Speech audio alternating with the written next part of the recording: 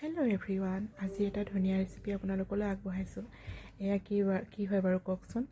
এয়া মাছৰুম বনাইছিলোঁ। চাওঁচোন আহক কি প্ৰয়োজন হৈছে এইখিনি বনাবৰ কাৰণে। এয়া গোটা মছলা আৰু 2টা জলকীয়া, 4টামান পিঁয়াজ লৈছোঁ, সৰু সৰু বিলাহী, কিচমিচ আৰু কাজু। এইখিনি হ'ল মাছৰুমখিনি।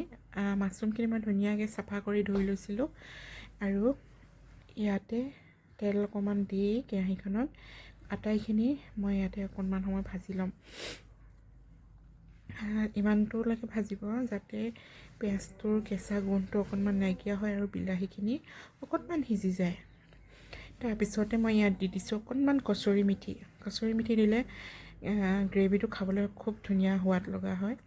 এইখিনি দি মই অকণমান সময় ভাজিয়ে মই গেছটো অফ কৰি এইখিনি ঠাণ্ডা হ'বলৈ দিলোঁ। ঠাণ্ডা হোৱাৰ পিছত এটা পেষ্ট বনাই ল'লোঁ ধুনীয়াকৈ। একেখন কেৰাহীতে অকণমান তেল দি ইয়াতে দিছোঁ মাছৰুমখিনি দিয়ে নিমখ আৰু হালধি দিলোঁ। অকণমান গেছটো বঢ়াই কিনে এইখিনি ভাজিব লাগিব, নহ'লে মাছৰুমখিনিৰ পৰা খুব পানী ওলায়। এনেকৈ যদি আপুনি গেছটো বঢ়াই পেলাই ভাজে তেতিয়া পানীটো কমকৈ ওলায়। এয়া মাছৰুমখিনি 1-2 মিনিট ভজাৰ পিছতে ইয়াতে মই দি দিছোঁ পেষ্টখিনি। এইখিনি দি পেলাই অকণমান সময় ভাজিম। ইয়াতে মই এক্সট্ৰা পানী ব্যৱহাৰ কৰা নাই। গেছটো একেবাৰে ল' কৰি লৈছোঁ। এতিয়া এনেকৈ লৰাই অকণমান সময় ভজাৰ পিছতে আমাৰ মাছৰুম কাৰীটো খাবলৈ ৰেডি হৈ যাব। এইখিনি আপোনালোকে অকণমান পানী দি পেলাই পনীয়াও কৰিব পাৰে। মই অকণমান ডাঠকৈ ভাল পাওঁ কাৰণে অকণমান ডাঠকৈ ৰাখিছোঁ। লাষ্টত অকণমান ধনিয়া পাত দিম। খুব ধুনীয়া হয় খাবৰ কাৰণে। আপোনালোকে এনেকৈ খাবচোন। আৰু এয়া ৰুটিৰ লগতো খাবলৈ ভাল, নান লগতো খাবলৈ ভাল। মই কিন্তু আজি ভাতৰ লগতহে খাম। এয়া অকণমান ধনিয়া পাত দি দিছোঁ আৰু গেছটো অফ কৰি দিলোঁ লগালগ।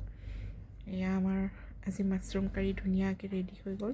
চাওকচোন কালাৰটো ইমান ধুনীয়া হৈছে। মই কোনো ৰেড চিলি ব্যৱহাৰ কৰা নাই, তথাপিও কালাৰটো খুব ধুনীয়া হৈছে। বিলাহীৰ পৰা এটা ধুনীয়া কালাৰ আহিছে। খাওঁ লাগিছে নাই বাৰু জনাবচোন দেই। সঁচাকৈ কৈছোঁ খাবলৈ খুব ধুনীয়া হৈছিলে। আৰু এয়া মই ভাতৰ লগতে আজি খাম।